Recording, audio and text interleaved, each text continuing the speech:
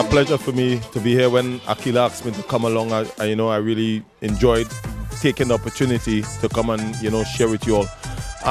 My main thing is that obviously we see the state of things that are happening in the world, not only Trinidad and Tobago, but in the world. And as a young boy growing up, I always learned that your children or your child, you must be their number one fan. As a parent, you must be your number one fan of your child. And every time I speak to kids, I always think I'm a big believer in God. My grandmother taught me to pray to God first thing in the morning, last thing at night. And one of the things I always was taught as a young boy is to teach your children to pray. Let them know that there's a God who will look after them and bless them, the God who have them alive and the one who has given them the talent to play football. Now, to be realistic, will every parent's son make it as a footballer? No. But they might have different talents in different things. And you as a parent must see that and encourage them to go for that goal or that dream or whatever talent that God has blessed them with.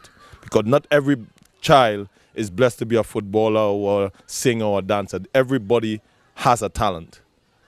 The problem that most parents struggle with is finding that talent. And as a parent, as I said, I will encourage you to keep being your child number one supporter. Because we are living in a world where one of the greatest things on kids in our modern society is influence. And the influence that is happening in our modern society is coming through social media, phones, television programs, radio, music. And most of these influences are bad influences. But I always learn a child will always believe their parents over a stranger. So the more you instill the right things into your kids or your child or your children, is the more they will believe in what you are saying to them. And as I said to you before, that if you instill them through the way of God in being honest and working hard and teaching them the things that are right, they will grow up in the way that you want them to be and be successful in whatever field God has led them to be in. Did I always want to be a footballer when I grew up? No. I wanted to be a fireman. But for some reason, as I grow older, I discovered my ability in playing football. And I thank God so much that I had the privilege to reach the level that I've reached in playing professional football, representing our country, Trinidad and Tobago, helping our country to qualify for the first ever World Cup in 2005 with my superstar mate here who scored the goal, So, it's a privilege for us. But, we are here today because obviously we don't live in Trinidad and Tobago at this present time. We both live in the United Kingdom. But every time we come back, we take opportunities like this to encourage parents and to encourage the kids to let them know that they can achieve their goal and achieve their dreams. But these are the little things I just wanted to encourage you as parents to be your child number one fan. Encourage them. Be strict with them when you need to. Because the Bible says, parents, discipline your children so that later on they will not depart from what you're teaching them. If you discipline them, you can sleep good at night. If you don't discipline them, they will bring trouble to you. It's biblical. God knew it before we were even born. So it's very, very important. There's a time that you treat them nice and you treat them when they do the right thing. But when they get out of line, you discipline them when they need to. And that is very, very important. So I just want to thank you for just taking a short time just to let you know these are the things. Keep encouraging your children. Keep telling them, let them do the right things that they need to do because they are young. And all these children, they are like, as they say, they are like a sponge. They are soaking in everything that they get from when they go to school, when they in their homes and stuff. And you always learn charity begins at home. So whatever home we are, whether you're single parents or whatever the case may be, do your best through the grace of God to bring up your child in the right way and encourage them in fulfilling their dream one day. Okay? Thank you very much. God bless you. I'd like to take the opportunity to thank Akila and for you all having us here this afternoon. Marvin spoke about the support of parents because when you speak to parents, it's always different from when you speak to kids.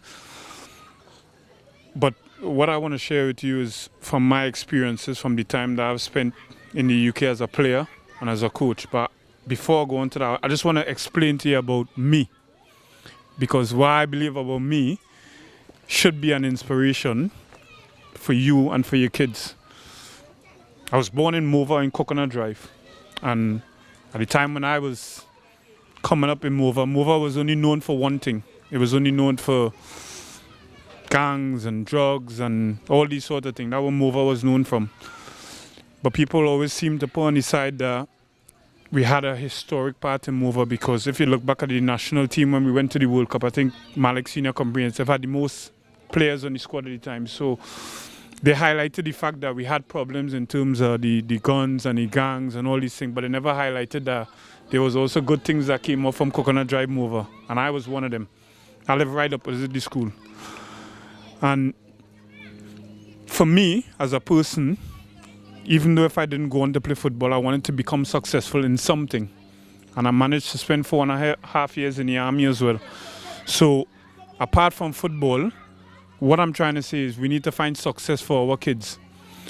Now, they're all involved in football at the moment, but the harsh reality is going to be that they all won't make it. But what they got to do now is giving them the opportunity to become successful in something, and football is a pathway. So they might become successful in football. It doesn't make them a failure. What it does, it gives them a platform to gain things like discipline, respect, timing, and all these things in them gives you the opportunity to go on to be successful in something. Now, I would love them all to be successful footballers that play for Trinidad and Tobago, go abroad and play. But the reality is I have to stand here and say to the parents, it won't happen. If you have 20, it might be 5, it might be 3. If it was 20, I'd be happy for everyone. But what we need to do is we need to strive to make sure that they become successful in something. We need to try and instill respect for them. Because when I was growing up, you had to say good morning, good afternoon, you had to respect your elders. These things are long gone now, which is a shame. But what we have as parents who here now and encouraging our kids in the football is we have the opportunity to try and mold this generation not to become like the generation that is taking place now. It's great to see that you're all here as parents and you're watching the kids and you're supporting the kids. But please don't forget, tough love is good love. Don't think you have to pamper the kids and give them everything that they want and all these modern technology. No, you don't have to. Yes, we feel a bit like we have to give our kid the mobile phone and we have to give him the Facebook. We don't have to. It's a choice we make. We would like to give it to them. But if we really, really want our kids to become successful, we have to understand that we have to make the right decisions for them. Because they can't make the right decision yet. They're still looking on your guidance. You've got all the experience. And they would tell you all sorts, but you've been through it. You know it as parents. You know exactly what you did before school, after school, during school. When you didn't go to school, you all know every single thing, so they can't trick you. So all I'm just trying to say is don't fall into the trap now of this modern society that we have to be soft with the kids. We don't have to, because I grew up and it's not allowed now, but I was spanked left, right, and center. I can tell you that now. Left, right, and center. And I didn't turn out to be bad. I still know how to respect people. I still say good morning. And as I said before, for me in my life, I've been successful to date. I would like to continue to become successful, even more successful. But I feel like I've been a success. And the reason why I've been a success is not because of what I've achieved in football. It's because I've maintained the standard that my parents give to me. To understand I need to respect my elders. I need to say good morning. I need to say good afternoon. I think if you look back at all the teachers, all the coaches, everybody that I've worked with as a person, they would always say the same thing about me. I've never ever changed. I've been humble. I've been me. And that wouldn't change. So it's important that we understand, yes, they're here to play football. And I would love for all of them to become successful. I would love for all of them to experience going to places like England and Spain, because it's a fantastic experience. But it won't happen. But we want them to be successful in something. if they want to become bankers, if they want. And the next trap that we can't fall in is living your dream through your child's eye. Because where you can find could happen, and this is mainly for the dads, I would probably say, who wanted to be the top footballer and wanted to be, and for whatever reason you didn't make it. And what starts happening is your kid is playing football and the only thing you're seeing is football. And he might be thinking cricket. But because you wanted to be a footballer, you keep sending him down the road to be a footballer. If he wants to be a cricketer, then help him to become a cricketer. Don't think that he has to become a footballer. It's understanding and recognizing when you need to support the kid, how you need to support the kid, and making sure that the kid has got everything that he needs to become successful. And I keep using the word successful because I'm trying to say success is not all about sport. Success is making sure that they go to school and they get education, because there is life after football. And that life comes up upon you so quickly. What you don't want to do is get to that point and then think, what am I going to do now? You have to have direction to where you're going. So it's fantastic to see the parents here, and I want to commend you on being here and supporting the kids, and I hope that you continue to get the support. I heard the young lady talking about the influence on the touchline, and it's a great point, because the biggest problem that I saw in the UK was the parents. And I'll tell you the reason why. If you don't trust the coaches to do their job right, so your kid comes off and the coach says to the player, you didn't have such a good game today, right? And then you got the parent taking the kid and saying, let's go to KFC, I'll buy you a chicken. You had a very good, don't worry about the coach. You don't know what you're talking about. That wouldn't work. You have to put trust in the coaches. You bring them to this coaching academy, this coaching school for a reason, because you believe in the coaching and the coaching staff. Give them the opportunity to work.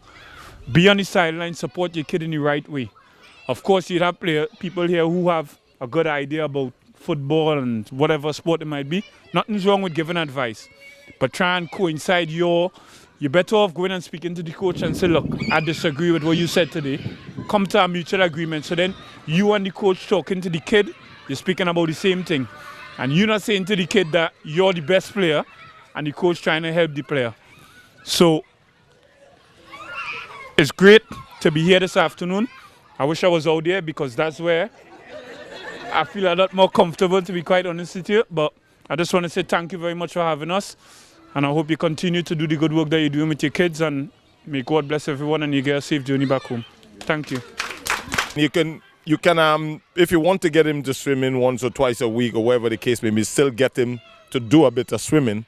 But what you don't want to do is provoke him into rebellion, to the point where you tell him you have to do these other stuff despite of the football. Then before you know it, you have a troubled boy on your hands. You understand? So as a parent at this present time, all you want to do is guide him. You understand? Because what you need to follow in kids is their passion. And if his passion is to play football, you let him do it. You understand? Because he can come next day and say, Mom, no, I want to play cricket now. See? And that is kids. Because if Dennis tell you, when we were growing up, we play every sport under the sun. We played football, cricket, basketball, running. If he tell you his story, before he was selected for the national team, he was selected to play basketball. Yeah. You see? He has the height for it. But he chose to go and play the football. Then he's the most famous Trinidadian now that we know, that, helped take us to the World Cup. But, that just shows you, what come on. And I said it earlier that I wanted to be a fireman. You understand? I wanted to run. I used to have spikes. I did, but as I grew older, I started to head towards football, and then I took it up. So all you need to do at this moment, try not to resist him from enjoying the football, but as a parent, if you want him to do swimming when football is not on, that's probably wiser for you, because I think you'll have a battle on your hand if you want to take him swimming on the same day that football is on. Yeah, you see? Great idea. So. If you Google something, right, I bet you'd find how important swimming is for football. So if you go down the route by saying to him, if you keep doing this swimming, you can become the best footballer in the world. Because why? Cristiano Ronaldo might be a swimmer. You don't know. Some of these people and them, they love swimming. So you just need to find one. So use Google, use it smart, and find something that you might be able to encourage him that if he continues his swimming, he can become a much better footballer. So that's an avenue you can try. The reality is your kids is, if he's good enough, trust me, he will make it somewhere. If he's good enough, he will. Yeah. Yeah. So all the pressure is on her.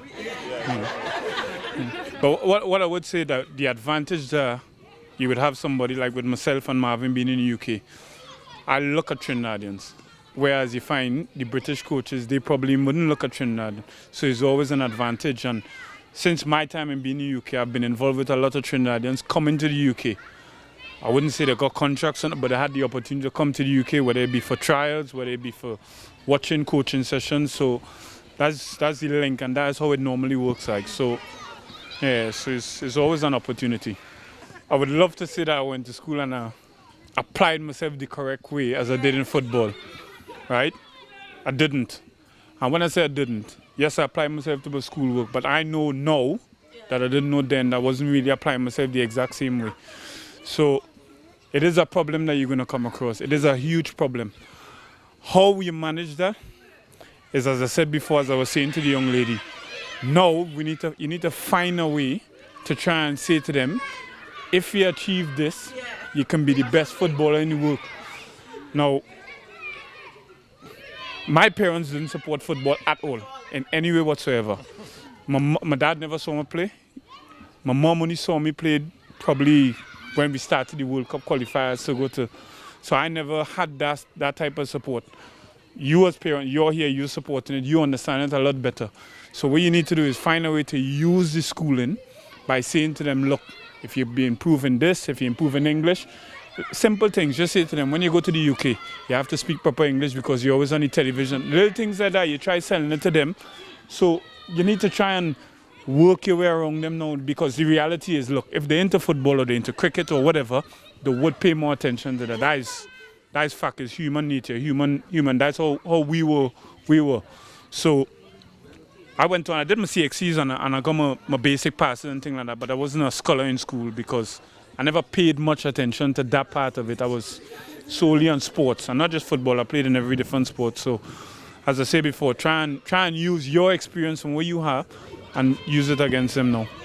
Let's talk about what you could do to help your child prepare for that. What is your plan to help them prepare?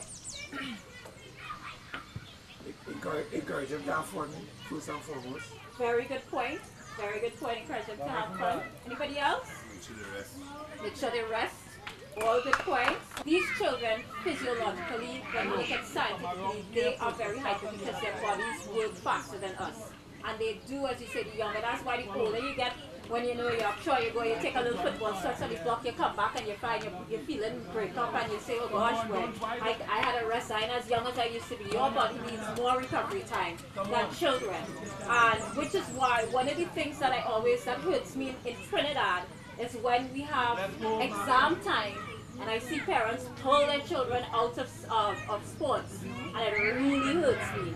Because scientifically again, and for the mental part, it actually helps children more with their studies if you keep them involved in sports and physical activity than to pull them up. Because they actually need, I think I can't remember the stats, if it's about 10 hours a week or something, children actually need a certain amount of hours of physical activity to function. Because that's why you put a child and you say sit there, by the time you turn your back, what's going on with them? That's just the way that they're made up. We were all like that.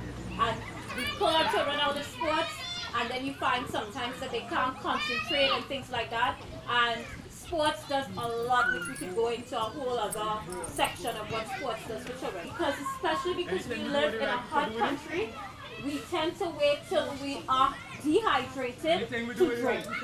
When you're thirsty, it's already too late. And children, you have to be very careful of that. How does this affect your mental? Why? The more water you put into your body, the more oxygenated your blood becomes, the better your child can concentrate and focus. Does it make sense? And you will find that a nutritionist will tell you, just the other day I did a workshop and they say for every 2% of water that the nutritionist was saying that your body loses, they realize that athletes, they lose a whole bunch of concentration. So guess what? You can't perform the way you need to. This is Trinidad, and pretty sure on Saturday if it's not raining, what's going to happen? Super hot. You're supposed to have your children hydrated, preparing your body for Saturday.